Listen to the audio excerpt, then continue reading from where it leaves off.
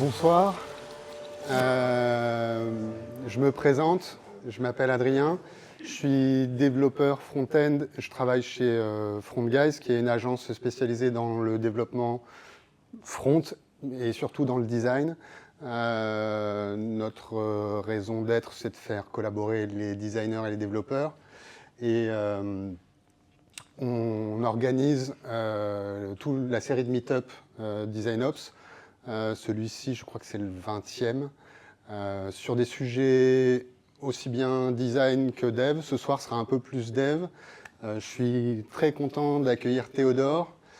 C'est lui qui va présenter toutes les nouveautés qui sont arrivées ces dernières années dans CSS et dans HTML, à l'occasion de la sortie de son livre You Don't Need JavaScript, où il montre toutes ces nouveautés-là. Il y aura quelques démos. Et ensuite, moi, je prendrai le relais pour vous parler de CSS Module et aussi de une petite partie des résultats du questionnaire State of CSS qui montre un peu l'état de l'usage de CSS au niveau du monde entier, puisque vous verrez, j'expliquerai un peu le système de questionnaire et comment ça fonctionne. Bonne soirée à toutes et à tous et à toutes, et je te laisse t'installer. Hop. Merci Nico. Nice.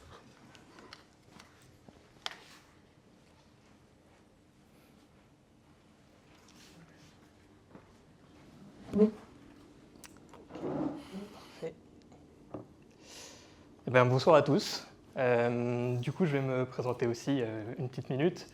Donc, moi, je m'appelle Théodore. À la base, je suis développeur front-end. J'ai travaillé dans quelques boîtes pendant à peu près 5 ans. Et là, ça va faire 3 ans que je me suis lancé en freelance à mon compte en tant que développeur web. En parallèle de ça, j'ai commencé à écrire du contenu technique, notamment sur le HTML et CSS. Et là, ça va faire, un an à peu près que j'ai commencé à écrire un blog, une newsletter, et j'ai un LinkedIn actif pour parler de ces sujets. Et récemment, j'ai sorti un e-book qui s'appelle You Don't Need JavaScript, et dont cette présentation est partiellement tirée. Du coup, aujourd'hui, on va voir un peu comment réduire notre dépendance au JavaScript. Mais avant ça, juste un petit peu de contexte. Parce que JavaScript, c'est un outil hyper puissant. Aujourd'hui, on peut vraiment tout faire avec JavaScript, que ce soit du front, avec les composants, les animations, les interactions, on peut tout faire ça en JavaScript. On peut même faire du back aujourd'hui. On a un écosystème incroyable avec tous les nouveaux frameworks, Angular, Svelte, Vue, et tout ce qui va avec, tous les outils, machin. Le problème que je rencontre le plus, c'est qu'en fait, JavaScript, c'est devenu un réflexe, une habitude. Et en fait, pour tout ce qui est composants, genre modal, drop-down, tooltip, popover ou des trucs comme ça, on a l'habitude de faire ça en JavaScript, et du coup, on le fait encore en JavaScript. Alors que tout ça peut être résolu avec du HTML et CSS simple depuis quelques années. Donc avant même de parler de code, il y a un principe super simple qu'il faut connaître, c'est la règle des moindres pouvoirs. En gros, ça dit utiliser l'outil ou la méthode la plus simple pour réussir à résoudre son problème. Dans le cas du web, en gros, ça se concrétise par, on commence par du HTML pour tout ce qui est structure. Idéalement, on fait ça avec du HTML sémantique. Ensuite, on rajoute du CSS pour le style, les interactions. Et une fois qu'on a fait tout ça, si jamais il manque encore quelque chose, il manque des interactions, il manque des effets, là, on va utiliser JavaScript, mais seulement quand c'est nécessaire. Donc tout ça, ce n'est pas juste une recommandation moderne qui sort de nulle part, c'est un peu le principe même du web. Et si cette recommandation existe, c'est que HTML et CSS sont des langages, HTML, CSS et JavaScript sont des langages très différents. HTML et CSS sont des langages qu'on appelle déclaratifs. Donc tu décris ce que tu veux au browser, et c'est le browser qui va savoir comment créer ton composant. Alors qu'un langage impératif comme le JavaScript, tu vas devoir dire toutes les étapes qu'il faut que le browser fasse pour que ton composant soit créé. C'est-à-dire forcément plus d'étapes, plus de complexité. Plus de complexité veut dire plus de bugs, plus de régression potentielle. et potentiellement plus de code, plus de temps de dev. Et en fait, quand on comprend ça, quand on utilise du JavaScript pour remplacer des features qui sont faisables en HTML et CSS, c'est comme si en fait on réinventait la roue. On réinvente toute la logique que le browser connaît déjà. Mais donc, comme j'ai dit, on utilise JavaScript pas parce qu'on en a besoin, souvent, mais parce qu'on en a pris l'habitude, parce qu'on sait faire comme ça. Et tout ça, ça a des conséquences, notamment sur les perfs de ton site internet. Si tu as plus de code, les fichiers sont plus lourds, tu dois faire plus de requêtes potentiellement, ça fait des performances plus lentes. Plus de complexité, donc ça amène à plus de bugs, plus de régression, potentiellement plus de code, des choses comme ça. Et un point super important, c'est que l'accessibilité est très souvent prise en compte dans le HTML natif sémantique. Alors qu'en JavaScript, il faut le faire soi-même, et très souvent, c'est un peu oublié. Et tout ça mis bout à bout, les utilisateurs forcément sont un peu moins satisfaits du site internet, un SEO un peu moindre, donc ça a des conséquences quand même assez négatives. Et pour vous montrer du coup que ce n'est pas 100% théorique, je vais préparer quelques exemples. 3 exemples pour être précis. Le premier, c'est un accordéon. Donc l'accordéon, c'est un composant très simple, beaucoup de gens ont déjà implémenté. Pour résumer, on a un titre, je vais faire sur cet écran-là, on a un titre qui est cliquable. Quand on clique dessus, il y a un contenu associé qui va s'afficher. Si on reclique dessus, le contenu associé se fermera.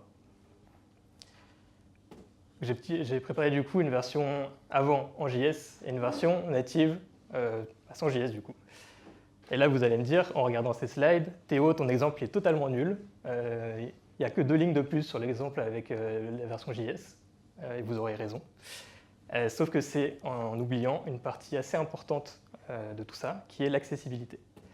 Quand on regarde le composant drop-down, enfin accordéon, accessible en JS, on voit qu'il y a déjà beaucoup plus de choses, que ce soit des arias qui vont devoir se toggle pour définir que l'accordéon est ouvert ou fermé, que ce soit ajouter des événements au clavier, typiquement pouvoir naviguer avec les flèches, avec la tabulation, des choses comme ça. Ça rajoute une complexité aux composants, et quand on voit ça comme ça, on n'a pas envie de toucher au composant de gauche quand on peut avoir le composant de droite. Et pour montrer un peu en détail comment ça fonctionne, j'ai fait une petite démo ici. Donc j'ai préparé 2 types d'accordéons. Il y a les accordéons que j'ai stylisés et des accordéons qui ont le style par défaut du navigateur. Donc comment ça marche concrètement? On a une balise details ici qui va définir en gros que ton composant c'est un accordéon. À l'intérieur, il va avoir un summary, une balise summary. Cette balise, ça va définir la partie cliquable de l'accordéon, donc le titre ici. À l'intérieur, on met ce qu'on veut. Ici, j'ai mis le titre du coup. Et après le summary, on met tout le contenu qu'on veut. Ce sera vraiment le contenu qui sera caché ou affiché par défaut. Donc ça peut être ce que vous voulez, un P et une div, ça peut être plusieurs divs à la suite. Tout sera caché de base. Et tout ça, ça vient aussi avec des propriétés CSS en plus. Typiquement, on a la propriété Details Marker ici, qui nous permet de styliser la petite flèche. Ça, c'est la petite flèche par défaut de l'accordéon. Quand on l'ouvre, qu'on la ferme, elle bouge. C'est pas très beau. En général, on veut la changer. On peut la changer comme ça, avec Details Marker. Moi, je ne conseille pas trop. Ça, en général, c'est un peu compliqué. Enfin, c'est un peu restrictif dans l'utilisation. Donc, ce que je fais, c'est que je la cache et je crée ma propre flèche avec un pseudo-élément. Et on a une autre propriété qui vient nous aider pour ça, c'est la propriété open. Donc l'accordéon, on peut savoir quand il a un état ouvert ou quand il a un état fermé. Et en fait, grâce à ça, on peut du coup faire des transitions. Genre, typiquement, là, c'est une flèche que j'ai créée. Quand le drop-down est fermé, elle pointe vers le bas. Quand il est ouvert, elle pointe vers le haut. Ça, c'est grâce à la propriété open. Troisième truc qui existe, c'est le details content. Et ça nous permet de cibler le contenu à l'intérieur de l'accordéon. Donc ça, pareil, ça nous permet de faire l'animation quand on clique pour que l'accordéon se ferme et se réouvre de manière fluide. Ici, j'ai ajouté un petit truc pour l'accessibilité. Ça s'appelle Prefers Reduced Motion. Donc c'est une média query qui permet permet de définir quand l'utilisateur a coché cette option dans son navigateur. Certains utilisateurs n'aiment pas du tout avoir des animations sur leur site. Du coup, ils activent cette option sur le navigateur. Et ça dit simplement, si cette option est activée sur le navigateur, alors j'annule la transition des drop-downs, des accordéons. Voilà, donc ça c'est déjà des trucs qu'on a nativement sur l'accordéon, donc c'est cool. Et on a deux propriétés HTML qu'on peut aussi ajouter. La première, c'est open, du coup, comme en CSS. Ça va nous dire qu'au chargement de la page, on veut que l'accordéon soit ouvert. Donc là, ça a rechargé la page, le premier accordéon est ouvert par défaut. C'est un truc qu'on peut vouloir dans certains cas. Et le deuxième truc, un peu comme les inputs, on peut lui donner un name. Là, on va mettre un name test. Et en fait, ce que ça va faire, c'est que ça va lier entre tous les accordéons qui ont ce nom-là. Et à ce moment-là, ça veut dire que si un accordéon qui a ce nom test est ouvert, dès qu'on va ouvrir un accordéon qui a ce nom test, ça va fermer tous les autres accordéons qui ont ce nom test. Et donc là, il y a juste un seul accordéon qui peut s'ouvrir avec ce nom. Donc juste avec cette detail summary, ces balises detail summary, on peut avoir accès à plein de fonctionnalités en fait, qui sont natives et super simples à implémenter.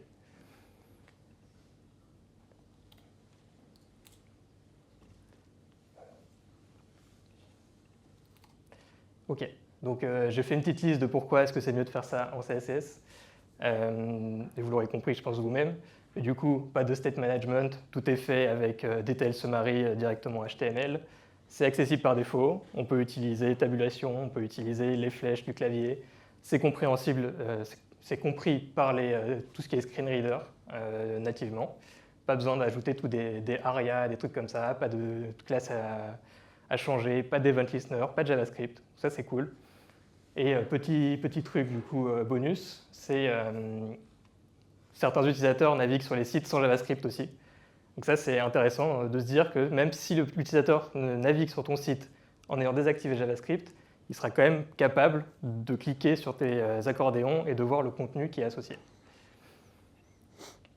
Voilà pour cet exemple. Mon deuxième exemple, c'est faire des transitions à l'intérieur des pages.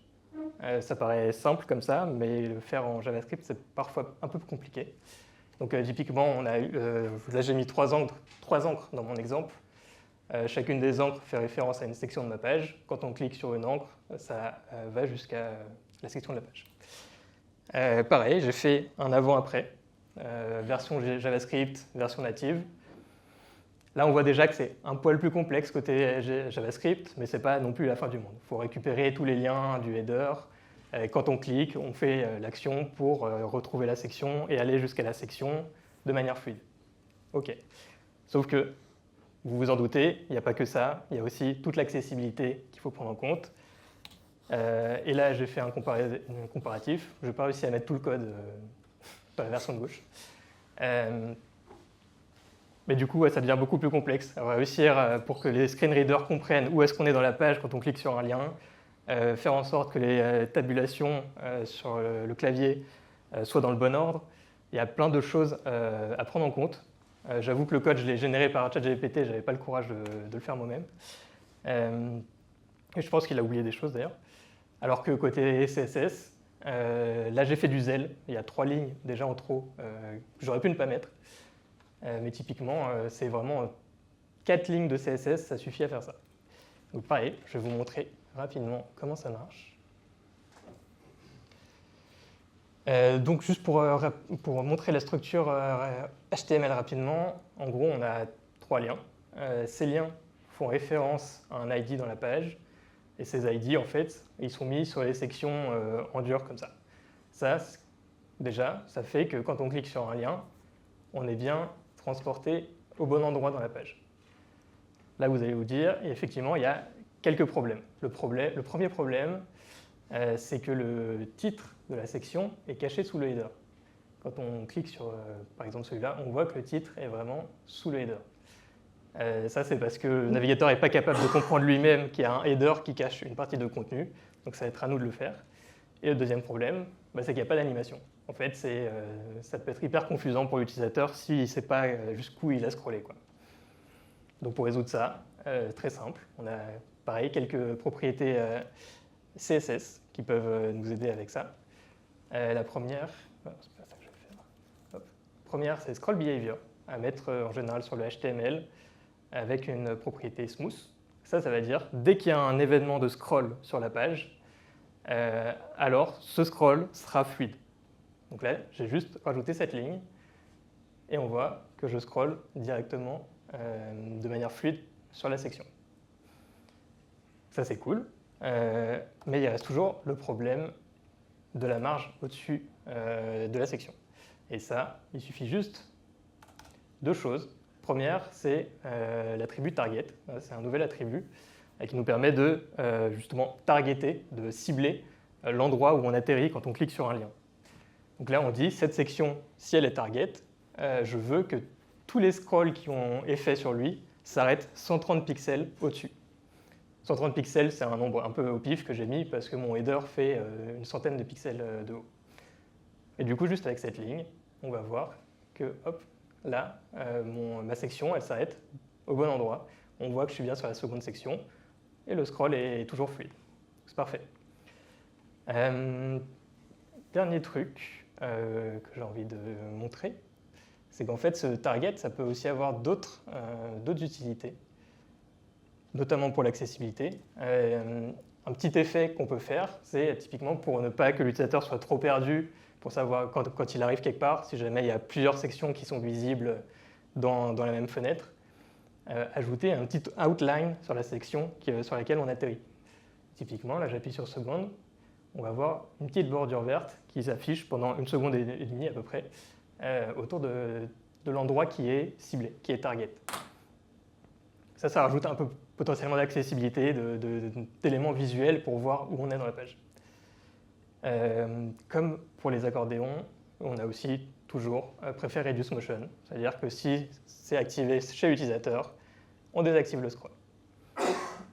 C'est aussi simple que ça.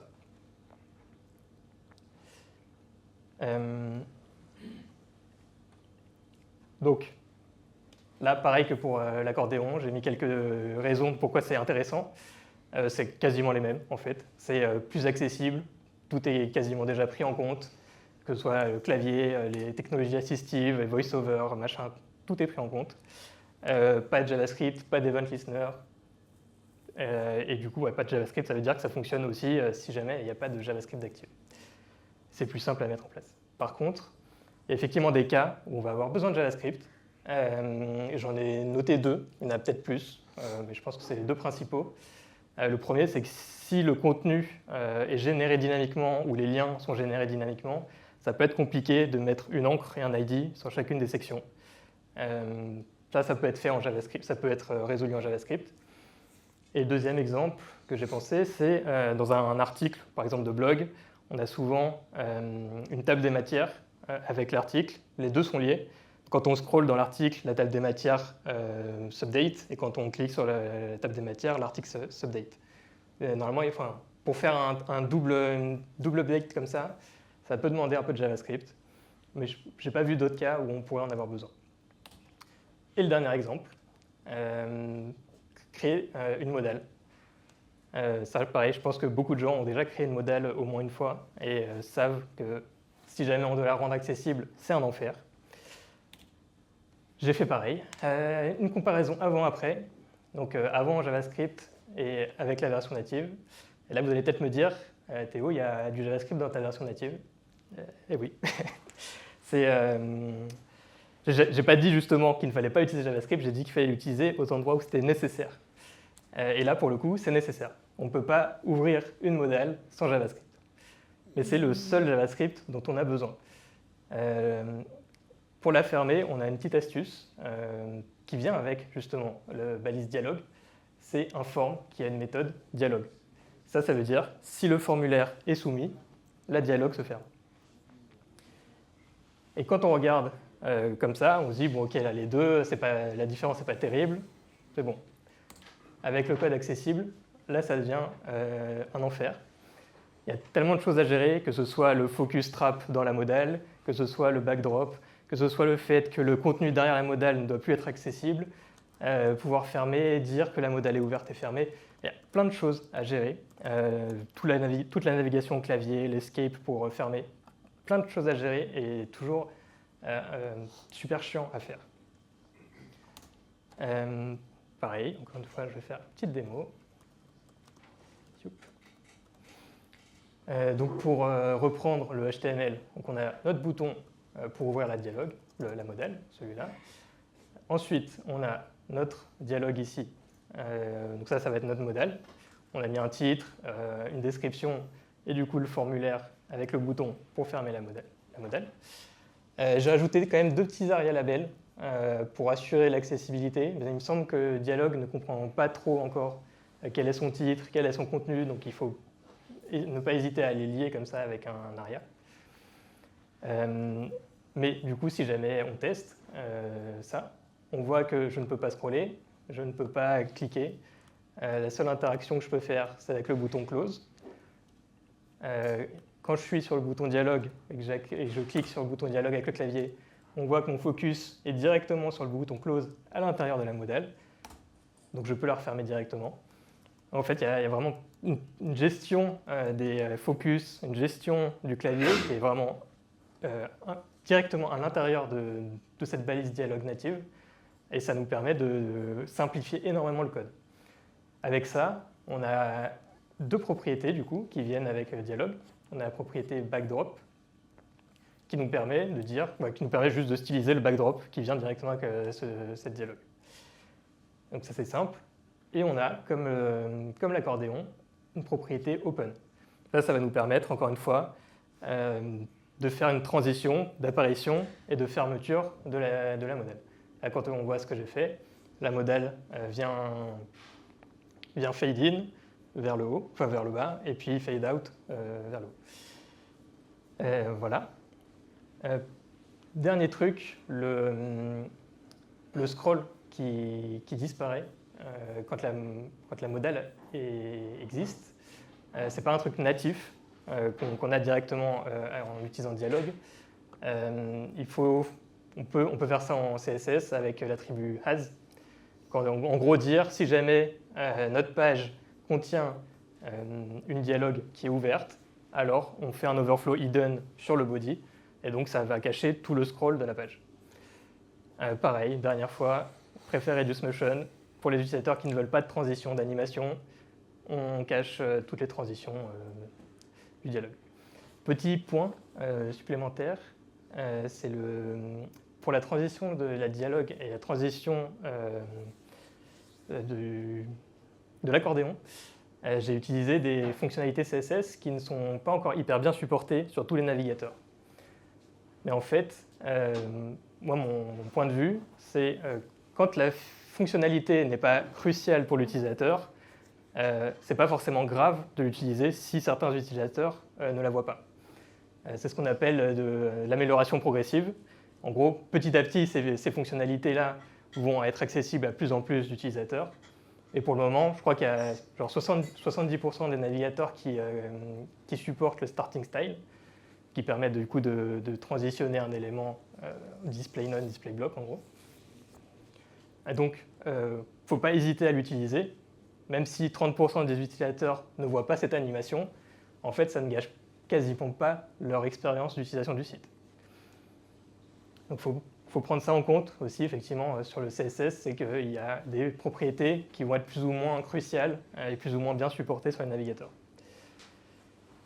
Encore une fois, pourquoi cette version gagne je pense que juste en vous montrant ce screen, vous pourrez deviner. Mais oui, accessible par défaut, comme d'habitude. Tout ce qui est role, focus trap, escape to close, tout ça est pris en compte. On a un backdrop qui est déjà là. Quasiment pas besoin de JavaScript, juste 2 lignes en gros. Et carrément plus simple à maintenir et à coder. Voilà pour les 3 exemples. J'en ai choisi 3. Il y en a vraiment plein. Là, j'en ai mis 9 de plus comme ça. Mais dans mon livre, il y a 27 exemples différents dans mon livre, 27 composants différents. Et je pense que je pourrais en mettre encore plus. Mais typiquement, on peut vraiment faire beaucoup de choses. Là, ce que j'ai fait, par exemple, Ici, j'ai utilisé la propriété has pour faire un effet de over inversé. C'est la carte qui est over qui ne change pas et c'est toutes les autres qui changent. On peut faire pareil pour créer un dark mode, faire en gros une checkbox qui va dire active le dark mode ou pas. Et après gérer tout le local storage en JavaScript. On peut créer des pop-over pour créer des menus. On a des animations au scroll maintenant directement en CSS. Ça, il n'y a pas une seule goutte de JS pour faire un truc comme ça. Enfin, il y a vraiment plein de choses. Je vous invite franchement à voir tout ce qui est capable de faire CSS et HTML aujourd'hui. Je pense que vous serez surpris jusqu'où on peut aller. Parce que ça fait, je sais pas, peut-être 3 à 5 ans que ça a quand même beaucoup évolué. Il ne faut vraiment pas hésiter à aller voir avant de créer une nouvelle feature, avant de créer un nouveau composant ou une nouvelle interaction, voir ce qu'on peut faire en CSS et HTML avant. Et vraiment, si jamais ce n'est pas possible, là, ajouter du JavaScript. Et du coup, essayer de prendre en compte au maximum l'accessibilité. Ça, c'est vraiment gratuit quand on fait des trucs nativement. Et sémantique, l'accessibilité est là quasiment de base. Il y a peut-être parfois quelques petits trucs à rajouter, mais globalement, ça a fait gagner beaucoup de temps. Ouais, voilà, c'est ça en gros. Ne pas oublier l'amélioration progressive aussi, ça c'est un point assez important à retenir en CSS. Voilà pour moi. Là, je vous ai mis du coup tous les liens qui peuvent potentiellement vous intéresser. Si jamais vous avez aimé cette présentation, si jamais vous êtes curieux du contenu que je peux créer sur LinkedIn, sur mon blog, sur ma newsletter, n'hésitez pas à aller voir. Et comme j'ai dit, du coup, il y a mon livre aussi qui est disponible. J'ai 27 composants dedans. J'essaie d'expliquer au maximum comment ça fonctionne, comment ça fonctionne, l'accessibilité qui va avec, le pourcentage d'utilisation, comment c'est supporté sur les browsers et tout ça. Donc n'hésitez pas. Et voilà, est-ce que vous avez des questions? Merci. Je vais faire passer le micro pour ceux qui ont des questions. Vous pouvez lever la main si vous avez des questions sur les exemples ou sur d'autres points de CSS ou HTML, des nouveautés. Merci. Imaginons que j'aime quand même JavaScript, j'utilise React. Et naturellement, je vais me tourner vers une bibliothèque de composants, comme par exemple le Material UI. Ouais. Mais j'aimerais avoir un peu plus de nativité et d'accessibilité. Et du coup, j'aimerais utiliser cette fonctionnalité-là. Est-ce qu'on a des bibliothèques qui permettraient d'encapsuler ces composants-là, tout en proposant les mêmes atouts qu'une autre bibliothèque de composants, comme par exemple le fait d'avoir un thème? Ah bah, j'avoue que je ne connais pas du tout de bibliothèques qui sont comme ça, qui sont vraiment à la pointe et qui utilisent vraiment les fonctionnalités natives et sémantiques de HTML. Ça doit sûrement exister quelque part, mais je ne connais pas pour le coup. Du coup, c'est pour moi ça, j'essaye d'écrire. J'ai mon livre où j'essaye d'apprendre ça. J'ai aussi créé, pas vraiment une bibliothèque de composants, mais j'ai du coup un endroit où je recense tout ce genre de composants-là que j'ai créé moi. C'est possible que ça existe déjà. J'avoue, c'est une bonne question. Il faudrait peut-être que je regarde. Merci. Est-ce qu'il y a une autre question? Oui. Merci. Bonsoir. J'ai vu sur ta slide où tu as dit que tu avais utilisé l'IA Oui. pour générer JavaScript. Je me suis demandé si tu avais déjà essayé de nettoyer des sites juste avec l'IA, genre par contrainte, genre vire-moi tout le JavaScript et fais la même chose, ou d'essayer de produire directement par contrainte. Tu mets ça dans des règles, j'en sais rien, genre fais ça genre soit nettoyer, soit tout générer. Est-ce qu'elle y arrive? Est-ce qu'il y a autant d'erreurs et d'hallucinations? Parce que finalement, tout Internet, c'est de l'HTML, elle devrait avoir une base incroyable. C'est vrai. Je ne sais pas. T'as déjà essayé? Alors pour être honnête, non, j'ai jamais essayé de faire du HTML comme ça, sémantique. De peu d'expérience que j'ai là-dessus, j'ai l'impression que l'IA est quand même un peu à la ramasse. Après, effectivement, je pense que si tu lui donnes vraiment des règles strictes, vraiment lui dire à chaque fois tel composant, tu le fais avec telle balise, là, potentiellement, il pourra aller chercher les bonnes informations aux bons endroits et de faire un composant correct. Mais je pense que il faut quand même connaître à la base, connaître de base que ces composants existent et qu'ils peuvent être faits comme ça, quoi. je vais me permettre de rajouter deux petits éléments de réponse. Sur une bonne lib qui permet d'avoir au moins une bonne accessibilité, il y a une lib qui s'appelle AriaKit, qui est headless, qui ne fournit pas de visuel, qui peut peut-être aider.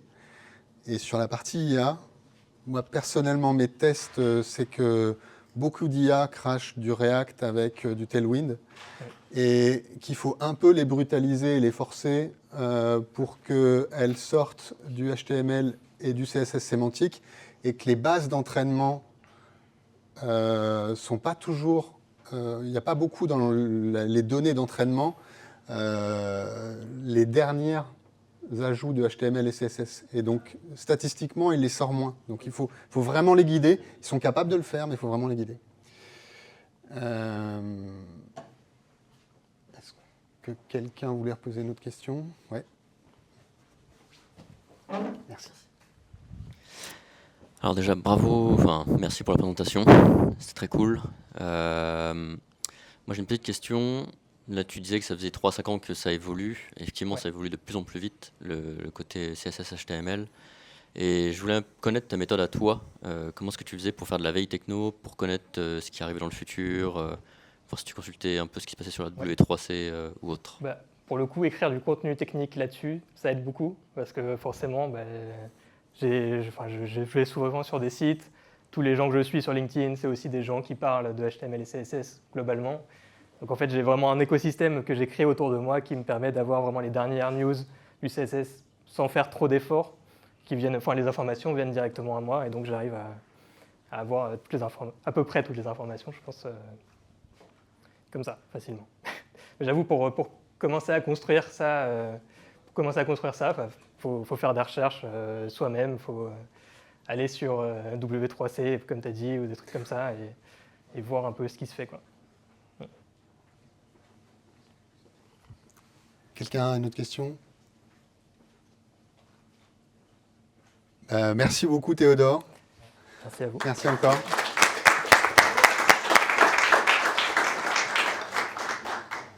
Tu prends le micro ?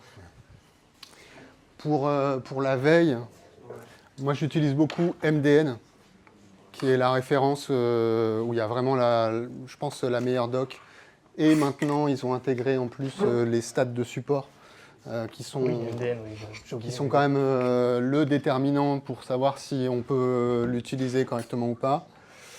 Il y a web.dev, donc qui est très orienté par... c'est maintenu par les équipes de Chrome. Donc c'est très orienté Chrome. Ils parlent beaucoup de techno qu'ils ajoutent dans Chrome, qui parfois ne sont supportés que dans Chrome. Mais c'est quand même intéressant. Parce que beaucoup de choses qui sont poussées par les équipes de Chrome sont... Enfin, en fait, on a beaucoup de gens dans les mainteneurs de Chrome qui sont des contributeurs de W3C, enfin, qui évoluent, enfin, qui font les standards, quoi. Et... hop. Bah, c'est super. Hop.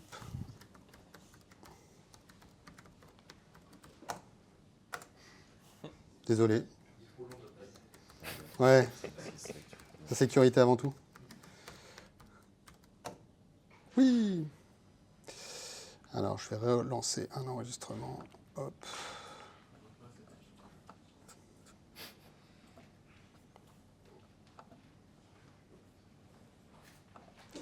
Et je vais en reparler là, c'est State of CSS. Qui est pas mal pour savoir à quel point c'est adopté. Rebonsoir. Donc, je vais vous présenter les CSS modules qui sont en fait, je pense, hyper complémentaires avec tout ce que vous a présenté Théodore. Parce que notamment, comme tu le disais, des fois on utilise une librairie qui propose des composants et comment on fait pour rajouter par-dessus ces librairies ou venir faire la glue avec un design system existant, des composants qui ont été faits maison. Enfin, voilà. On a toujours besoin de venir rajouter un peu des styles sur de l'existant. Et CSS Module vient très facilement se mixer avec plein de technologies. j'en parlerai tout à la fin. Donc justement, la façon dont je vais vous présenter ça, je vais redonner un peu le contexte de comment c'est arrivé, pourquoi c'est arrivé, très très rapidement.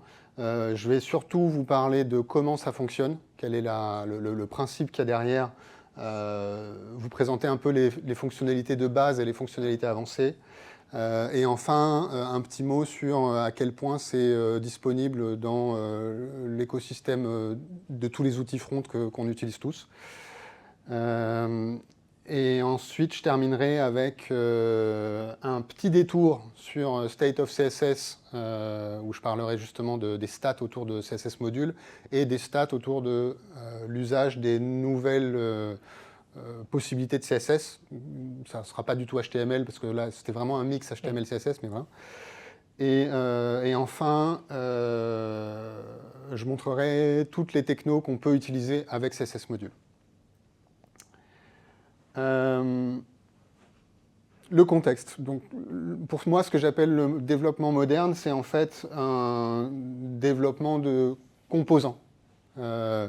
Et en réalité, dans le développement moderne, le développement de composants, une des meilleures ressources pour l'expliquer, c'est un site qui a été fait par les mainteneurs de Storybook, qui s'appelle Component Driven, et qui explique, en gros, c'est l'équivalent de l'Atomic Design côté développeur, c'est-à-dire comment est-ce qu'on construit des petits composants, qu'on les compose avec d'autres, et comment on rend les composants, on va dire, autosuffisants. Ils portent même le style, mais on doit quand même pouvoir un peu les customiser et les composer ensemble.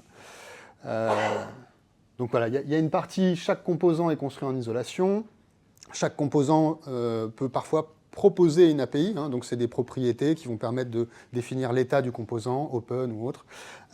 Et puis ensuite, au-dessus de ces composants, on a la logique applicative qui va les mettre dans un état, les faire interagir les uns avec les autres.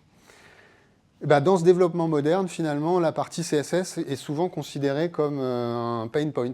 Il y a beaucoup de développeurs ont du mal, ou en tout cas se sont déjà un peu brûlés avec le côté cascade de CSS, c'est-à-dire des styles globaux qui vont venir interagir, des styles locaux qui débordent, etc. Comment on gère, quand le CSS est par nature un scope global, donc une petite classe, comment on gère les collisions de noms, les styles qui se réappliquent là où on ne veut pas, surtout quand on a plusieurs librairies qui peuvent avoir des noms de classes qui sont communes, des classes avec des librairies avec une classe button qui vient dégueuler sur votre bouton, etc. Et surtout, quand tous ces composants peuvent venir de sources variées,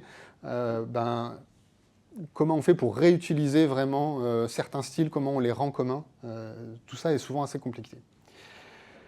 CSS Module a 10 ans.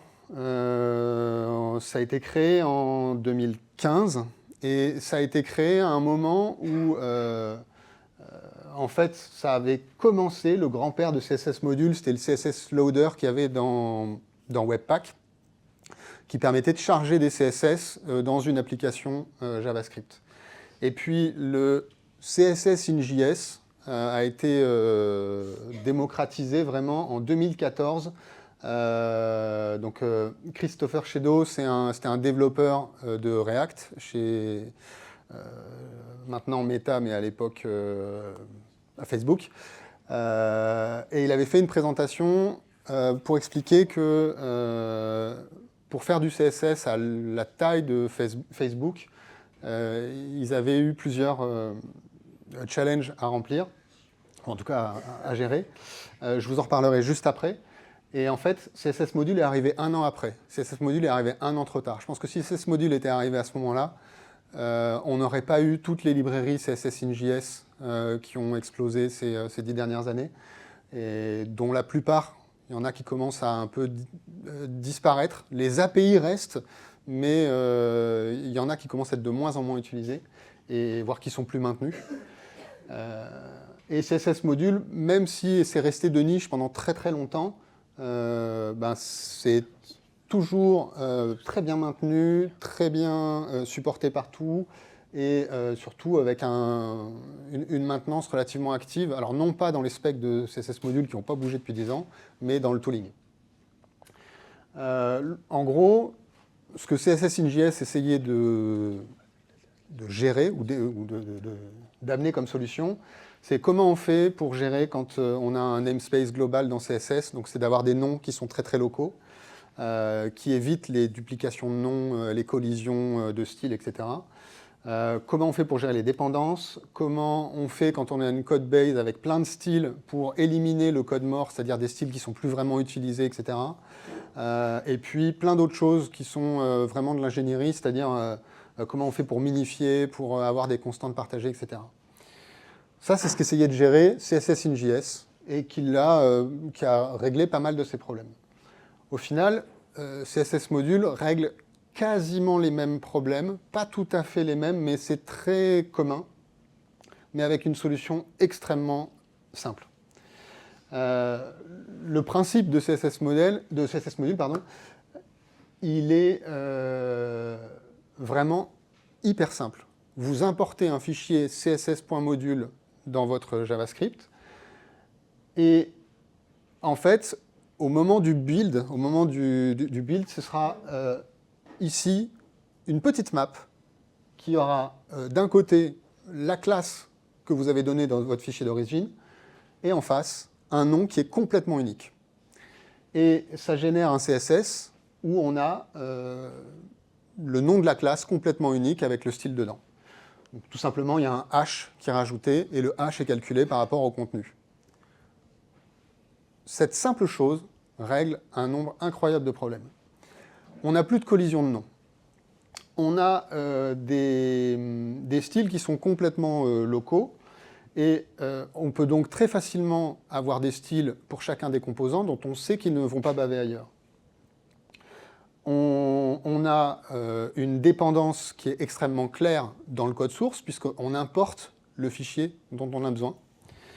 Et en réalité, le fait d'importer le fichier dont on a besoin de façon très explicite, puis je vous montrerai, il y a une autre possibilité pour composer encore à l'intérieur des fichiers CSS, ça rend le code extrêmement modulaire et extrêmement réutilisable.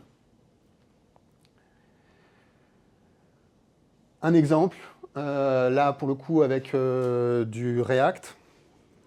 Alors, on voit bien qu'on a un import de style et le button module.css, il déclare deux classes, button et CTA. Jusque-là, tout va bien. Le code compilé, on va avoir à l'intérieur, à la place du JSX du React, et vous voyez qu'on a juste un import du bouton CSS, enfin du fichier CSS. Là, il n'y a plus de style, il n'y a plus rien. Donc on sait qu'au moment où on charge le button, on aura aussi le style qui sera chargé. C'est un réglage de votre bundler. Vous pouvez dire, vous me mettez tout dans un fichier à la racine, ou vous me chargez les fichiers de façon atomique. Ça, c'est un réglage que vous faites au niveau de CSS Module. Enfin, souvent de post CSS, mais de la plupart des outils. Et le fichier CSS qui est généré, vous voyez que CTA n'était pas utilisé dans le fichier JavaScript, et donc la partie CTA, elle a été éliminée. La partie Dead Code Elimination, ce qu'on appelle le tree shaking, sinon en ES6, on peut avoir du style qui n'est pas vraiment utilisé, ce sera éliminé, et donc vous aurez une taille de bundle qui restera vraiment avec que ce que vous utilisez. Je vous parlais de la réutilisabilité, de la composabilité. En réalité, CSS Module propose encore autre chose d'intéressant, c'est le mot-clé compose, qui vous permet de charger une classe qui vient d'un autre module. Et vous pouvez dire, le button, en fait, il va réutiliser CTA module. Pourquoi est-ce qu'on aurait CTA pour call to action à côté? Parce que des fois, on veut qu'un call to action, ce soit un lien ou un bouton. Et donc, call to action, on veut peut-être pouvoir l'appliquer à un lien et à un bouton. Et donc, on a besoin de le réutiliser dans deux cas. Donc là, quand on fait un compose et qu'on pointe vers une autre classe, qui est dans un fichier à part, que vous voyez là-haut, fichier d'ailleurs qui déclare deux choses, la classe CTA et un state over. Et pourtant, on n'importe que CTA, on ne va pas s'embêter avec les states, etc. On aura un bouton qui va être généré, qui va avoir les deux classes appliquées. Et les deux classes, et dans le CSS, on aura aussi tous les states qui sont associés à cette classe-là. Donc, ça permet vraiment de composer tout ce qu'on veut. Et avec juste ça, c'est la base. Ce qu'on vient de voir là, c'est que on a des imports explicites, un scope avec des nommages qui sont recréés localement, la gestion des pseudo-classes. Je ne l'ai pas montré dans mon exemple, mais évidemment que ça gère toutes les queries, media query, container query, enfin toutes les fonctionnalités, les animations, donc les keyframes, etc. Enfin voilà, tout ce qui est appliqué et autour des classes est supporté, et donc ça permet de faire absolument tout ce qu'on veut avec du CSS moderne, 2.as, enfin tous les pseudo-sélecteurs, voilà. Et enfin la composition avec la réutilisation. Mais il reste encore 3 fonctionnalités où voilà, tout le monde n'en aura peut-être pas forcément besoin. Moi, je considère que c'est des fonctionnalités un peu plus avancées. Je vais vous parler des variables, de la possibilité de faire du theming, et enfin, celle-là, tout le monde en aura sûrement besoin, mais c'est vraiment une façon de débrancher CSS Module. C'est la possibilité de garder quelques classes avec un scope complètement global. Les variables, il y a une façon de déclarer les variables, celle avec le add value, nom de la variable, et puis la valeur. Et on peut importer les variables depuis un autre fichier et récupérer les variables. Ça ressemble beaucoup à la façon dont fonctionne SAS. Ce sont des variables qui sont au runtime. Au moment du build. Elles n'existent plus au runtime dans le navigateur. Très franchement, moi, je les utilise jamais. Je préfère utiliser les variables CSS parce que ça permet de venir modifier dans des sous-parties et au runtime, et notamment de redéfinir en fonction d'un sélecteur de thèmes. Enfin, voilà, ça permet des choses beaucoup plus dynamiques. Et en plus, la plupart des outils et la plupart des designs un peu modernes vont être, pour moi, les variables CSS sont beaucoup plus adaptées. Donc les variables des CSS modules, pour moi, c'est un peu daté et je ne les conseillerais pas. Il y a la possibilité de faire du theming. Vous pouvez considérer que le nom des classes qui sont définies dans votre fichier CSS, c'est le contrat d'interface de ce qu'il y a dans ce fichier-là. Et vous pouvez avoir autant de fichiers que vous voulez. Si elles déclarent les mêmes classes, vous allez obtenir un mapping des classes à appliquer qui sera toujours le même. Et donc vous pouvez très bien dire, j'importe plusieurs modules qui définissent exactement les mêmes classes, mais qui ont des contenus complètement différents, et je les passe à un composant. Au final, c'est un mapping qui donne, pour telle classe, enfin pour tel nom de classe, applique telle classe réelle. Et vous allez avoir 2 objets thèmes qui auront les mêmes clés, mais des valeurs différentes qui pointeront vers des classes différentes. C'est très rare qu'on ait à l'utiliser comme ça, mais ça permet de faire des thèmes où, au-delà de modifier justement que les variables CSS, vous modifiez vraiment le contenu CSS complet qui vous permet de faire des styles hyper variés. Je ne sais pas moi, de changer complètement l'aspect du site. Et de charger des CSS avec des définitions de style vraiment différentes. Pour moi, sur les applications SAS, etc., c'est très rare qu'on ait ça. Après, pour s'amuser à faire des trucs un peu plus funky, genre CSS Garden ou ce genre de choses, ça peut valoir le coup. Et enfin, par contre, celui-là, j'aimerais que vous le reteniez, c'est on va avoir besoin de temps en temps de définir que quand il y a une classe qui est complètement globale, on va changer le style. Donc ça peut être... Le mot-clé global, il fonctionne de 2 façons. Soit avec des parenthèses, et il n'y a que la classe entre parenthèses qui sera globale, soit vous mettez juste le mot-clé 2 points global, et tout ce qu'il y a après est global. Je ne sais pas si vous reconnaissez le point .fa meetup, c'est Font Awesome. C'est un système d'icônes, et donc tous les éléments qui ont cette classe-là auront une icône. Ça, c'est global, c'est par une librairie externe. Vous ne pouvez pas vous amuser à rajouter des suffixes à ces classes-là, parce que s'il y a un suffixe qui est ajouté, il n'y a plus rien qui va fonctionner. Donc voilà à quoi sert le 2 points global, c'est pour se rendre compatible avec des classes qui viendraient de librairies et de l'extérieur. On en arrive au support, ça fait 10 ans que ça existe, et pourtant c'est encore intégré partout, et y compris sur des outils extrêmement récents. Évidemment, vite, la plupart du temps, quand c'est supporté, c'est grâce à PostCSS. Donc 90% du support de CSS module dans toutes les toolstacks front-end, c'est PostCSS. Et bien quand je disais dans les choses les plus récentes, RSPack, c'est une réécriture de Webpack, mais en Rust. Ça a que quelques années.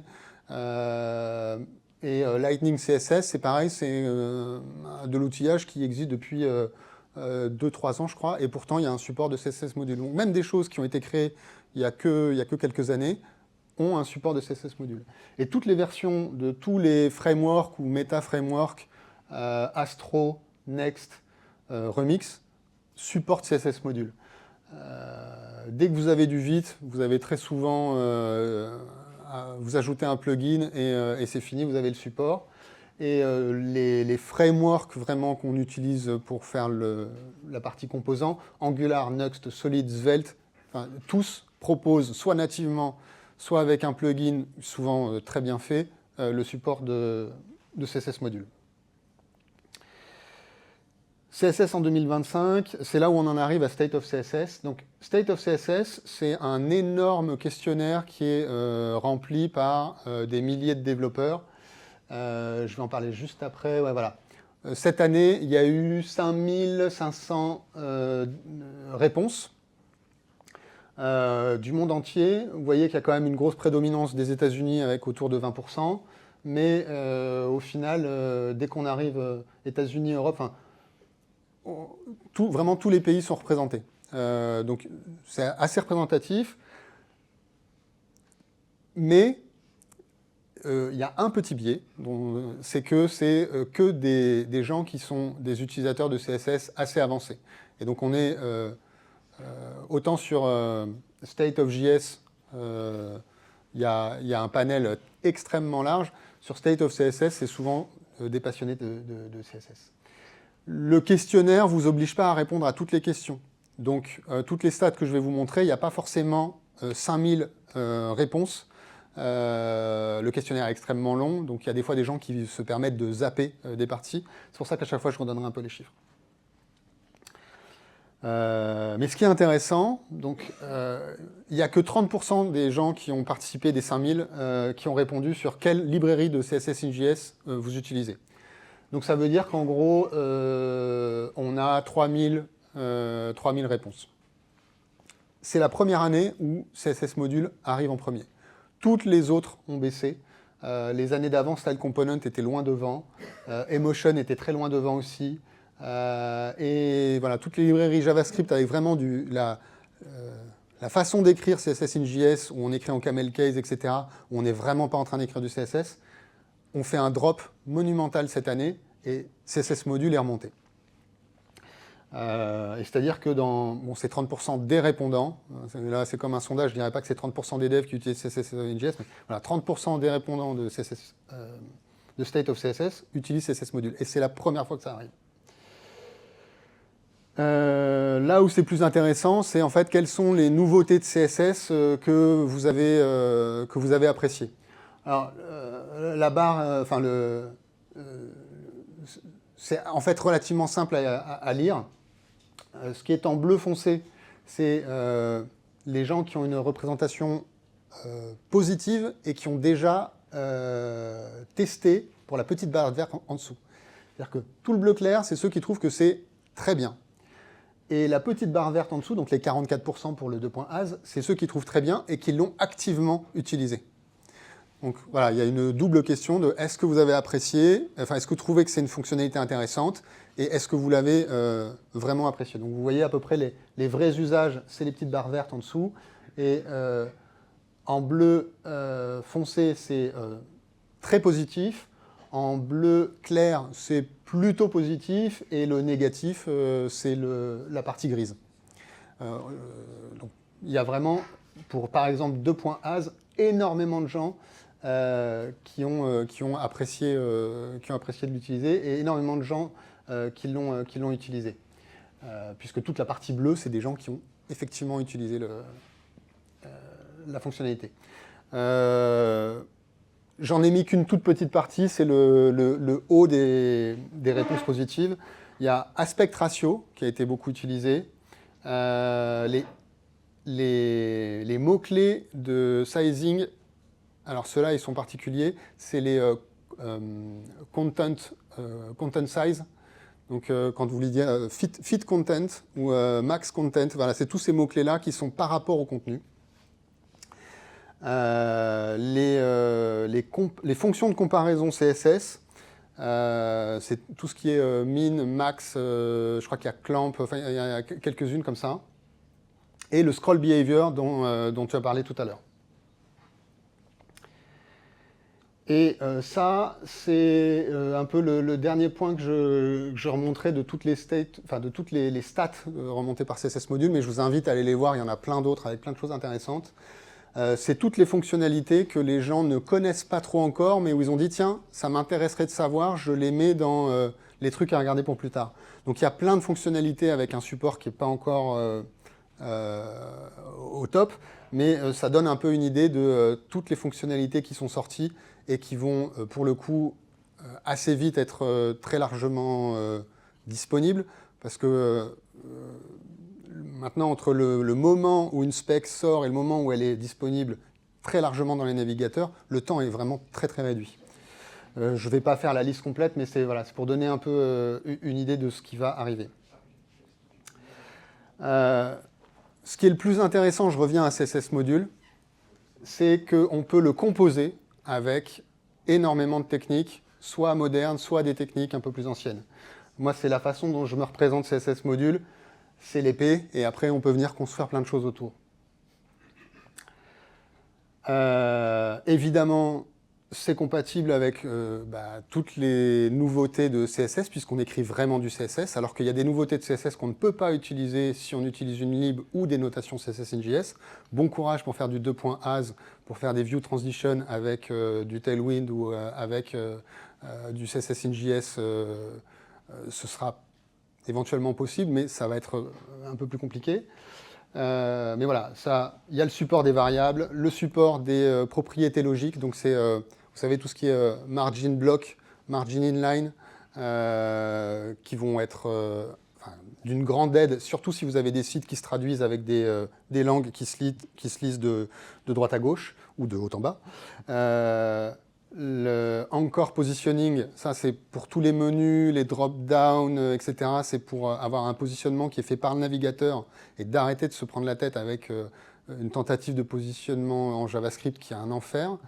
Les container query et tous les sélecteurs nouveaux, 2.as, 2.note, etc. Enfin, 2.note, ça commence à dater un peu. Mais voilà, il y a énormément de choses intéressantes. Et en particulier, les view transition, je ne sais pas si vous les avez déjà essayés, mais c'est une petite magie. Vous pouvez avoir un site qui recharge complètement une page et c'est le moteur d'affichage CSS qui s'occupe de refaire toutes les transitions entre les éléments qui ont les mêmes noms et les mêmes identifiants. Évidemment, si on peut faire du CSS, on peut faire du SAS. Donc il n'y a aucun problème pour avoir un fichier .module.scss. Et ça vous permet de réutiliser les variables, les partiels, les mixins, enfin voilà, tout ce que vous avez dans SAS. Ça a l'avantage de pouvoir réutiliser des fichiers SAS que vous avez déjà ou de rester avec des habitudes et des utilitaires que vous avez. Évidemment, j'en ai déjà parlé, mais comme la plupart du temps CSS Module est supporté grâce à PostCSS, et vous avez aussi tout ce qu'apporte PostCSS directement, mais aussi tout ce qu'apportent les plugins de PostCSS. Et là, il y en a plein, j'en ferai pas la liste, mais c'est un écosystème complet et vraiment très très riche. Et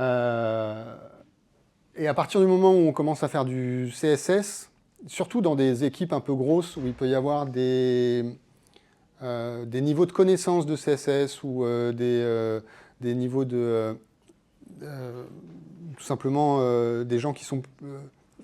on va dire full stack et qui ne sont pas très à l'aise sur la partie front, ça peut être utile d'avoir du lint sur le style, ou bien même pour faire un état des lieux d'une code base qui est un peu partie avec beaucoup d'aides techniques.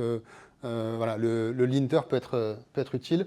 Et à partir du moment où vous écrivez du CSS, vous avez vraiment des vrais linters de style, alors que quand vous faites du CSS in JS, à part la syntaxe et les retours à la ligne sur la partie CSS in JS, les linters ne vont pas beaucoup vous aider.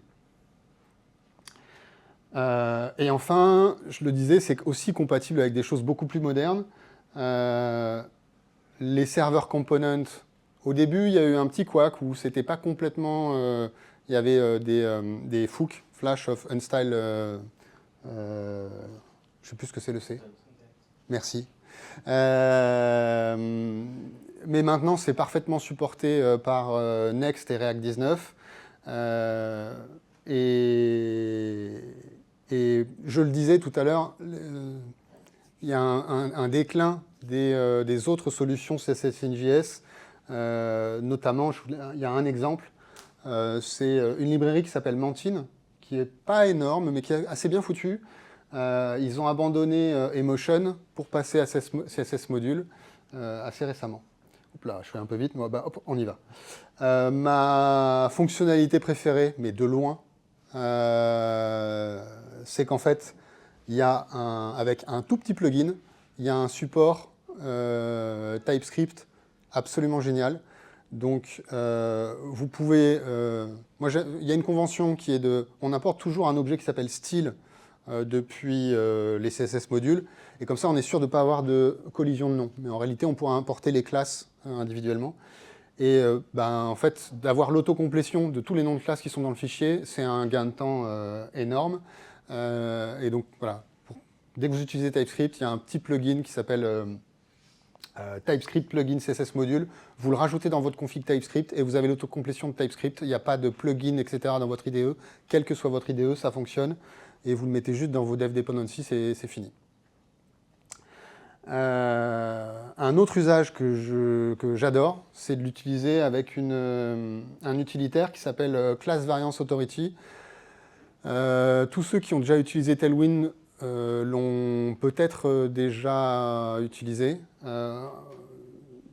C'est une toute petite lib. À la fin, dans le build, je crois que ça pèse 500 bytes.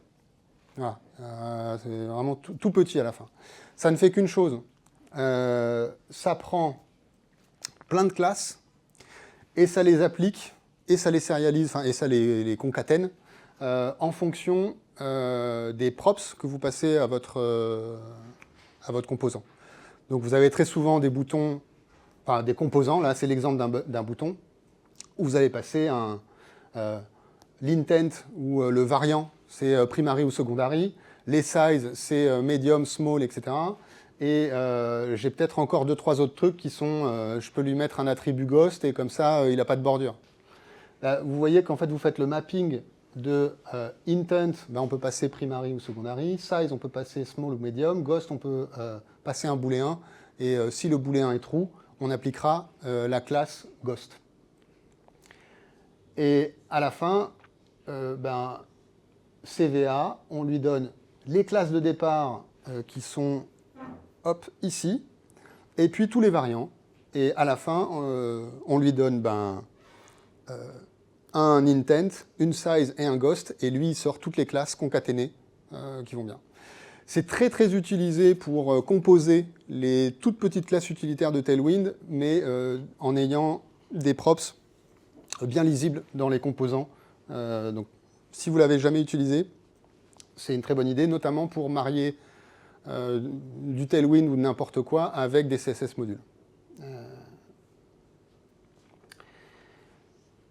Takeaway, ce que je voudrais que vous reteniez, c'est quand est-ce que ça vaut le coup d'utiliser CSS modules. Pour moi, il y a 4 critères importants. Lorsque vous avez une bonne connaissance de CSS, ou que vous voulez que votre équipe acquiert une connaissance de CSS, que vous voulez utiliser toutes les nouveautés qu'il y a dans CSS, pour le coup, c'est sûrement la meilleure solution. Et notamment, ça ça permet parfois juste de rajouter la petite glue par rapport à un existant. Donc, vous n'êtes pas obligé de faire 100% du CSS, mais voilà, ça permet de venir se marier avec d'autres techniques. Lorsque vous avez un gros legacy existant et que vous voulez le migrer vers quelque chose d'un peu plus facile à maintenir, notamment plein de styles globaux mais qui préexistent, mais que vous voulez commencer à rendre un peu plus local, plein de SAS, plein de SAS dans un code legacy que vous voulez redécouper et réorganiser, bah, ça permet de le faire petit à petit. Quand vous avez une équipe, comme je le disais tout à l'heure, avec des connaissances variées ou une code base énorme et que vous voulez instaurer des règles avec du linting. Et puis tout simplement, quand vous préférez, ça je pense que ça pourrait être commun à tout le monde, réutiliser des solutions standards plutôt que d'en réinventer. Et surtout avec des technos qui sont... Enfin voilà, maintenant ça fait 10 ans que ça existe, le CSS, tout ce qui rentre dans CSS ne va pas sortir, c'est dans la plateforme. Donc c'est des technologies qui seront stables, qui sont stables déjà et qui le seront dans le futur. Je vous remercie de votre attention. Le QR code qui est là, c'est pour récupérer les slides avec tous les liens qu'il y a dedans. Et bah, si vous avez des questions.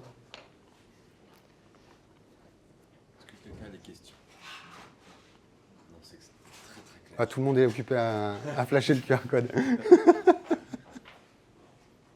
Pas de questions? Je vais le laisser, vous aurez le temps de le faire après, hein, si vous voulez.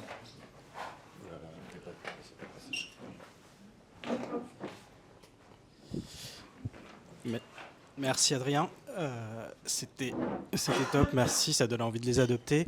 Tu as un retour d'expérience à faire sur l'utilisation de CSS modules avec les CSS layers. Tu as déjà expérimenté s'il n'y a pas trop de conflits ou...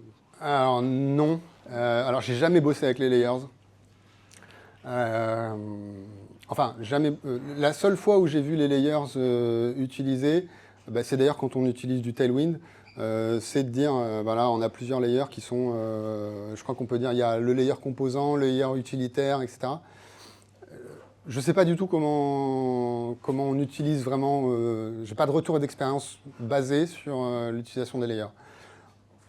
En revanche, je vois bien comment on peut le composer éventuellement, parce que tu peux déclarer dans chacun de tes fichiers quels sont les layers, d'avoir des styles globaux et réutilisables avec des layers, et après tu dis comment ça s'applique.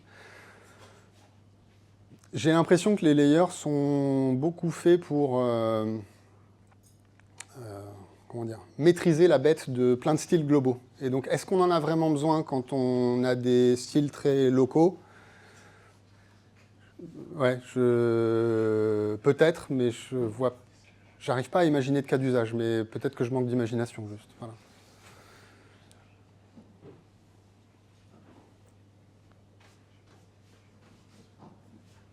Pas d'autres questions? Ah, si. Merci pour la presse. J'avais un peu la même question. Ça remplacera pas du tout les CSS modules, hein. Je suis pas encore en train d'écrire le livre comment travailler comment on peut faire ça sans les CSS modules, mais avec le scoping CSS, enfin la rules CSS scope qui permet en fait de scoper le CSS et d'éviter d'écrire justement ce que faisait à la base le CSS module, c'est-à-dire d'ajouter des hashes. Oui, alors c'est pareil, c'est relativement récent, mais effectivement, il y a le add scope qui permet de dire une classe s'applique que entre des éléments qui ont tel sélecteur et jusqu'à tel sélecteur dans le DOM. Donc ça permet de dire, en fait, une classe s'applique dans un morceau de l'arbre du DOM. Je pense que ça peut être très bien pour scoper des choses très spécifiques, et notamment quand on a des styles globaux qui viennent d'une lib. Par exemple, j'ai un bouton très particulier, je veux qu'il soit stylé comme ça, que dans une modale. Et ben, je dis du début de ma modale jusqu'à la fin de ma modale, je veux que ce soit ça qui soit appliqué. Mais de re-scoper tous ces styles dans chacun de ces composants avec un add scope, je pense que c'est vite un enfer. Et que c'est pour moi, je le vois plus comme une solution pour des cas particuliers, mais pas forcément une solution facile à industrialiser sur un design system complet avec plein de composants. Et pour le coup, de rendre les classes uniques pour éviter les collisions de noms, etc., c'est sûrement le plus simple.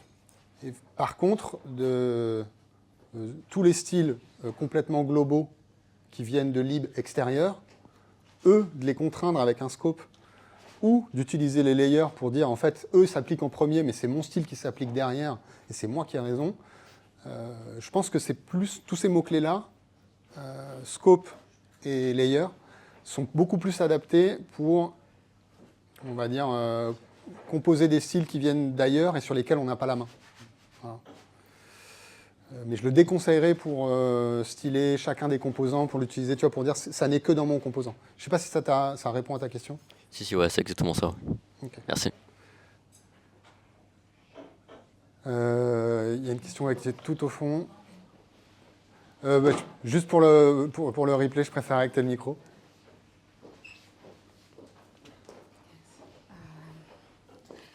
Au vu de la relative complexité du CSS module, j'aimerais savoir dans quelle mesure l'ajout de CSS module plutôt que JS pourrait plus ou moins alourdir un code.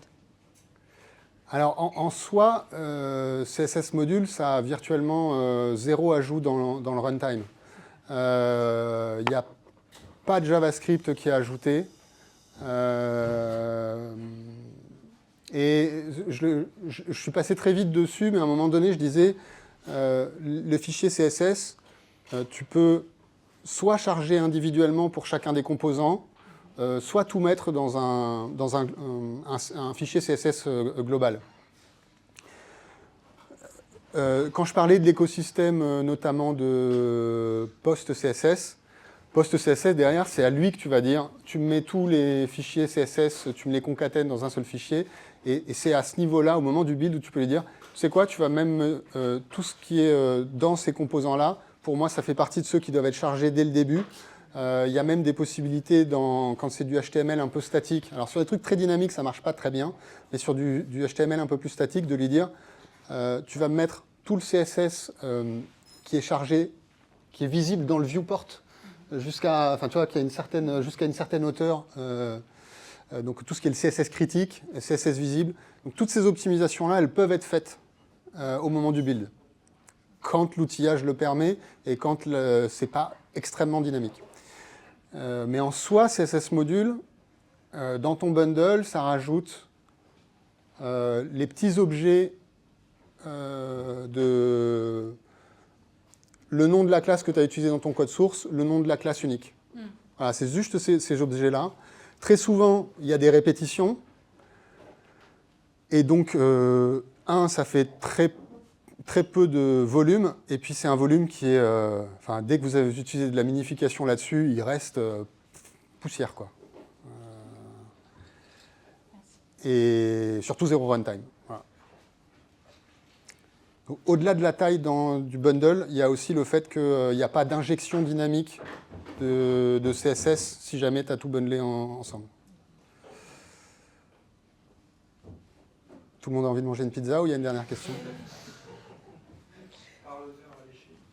Bon, alors merci beaucoup.